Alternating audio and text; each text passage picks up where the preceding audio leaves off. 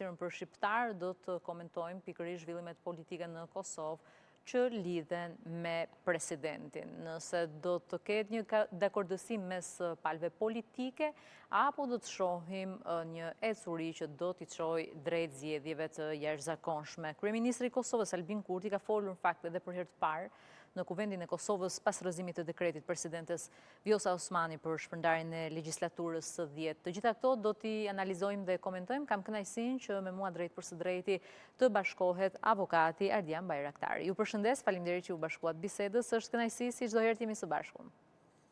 Kënaqësi, përshëndetje edhe për juve dhe për shikuesit e televizionit tuaj.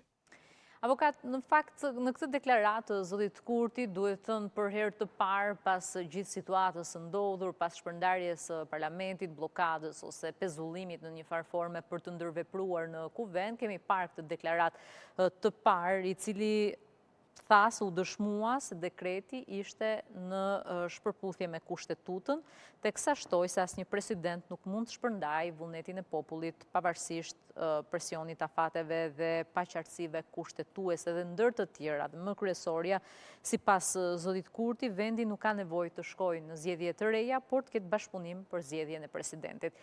Fillimisht një koment, meqense ndoshta nga ana procedurale më së miri mund ta analizojmë së bashku këtë qëndrim zotit Kurti, që në një farë forme e quan antikushtetues shpërndarjen e parlamentit nga presidenti Vjosa Osmani, kushtetuesja e thotë se nuk ka pasur efekt juridik. Në të vërtetë këto përplasje politike mund t'i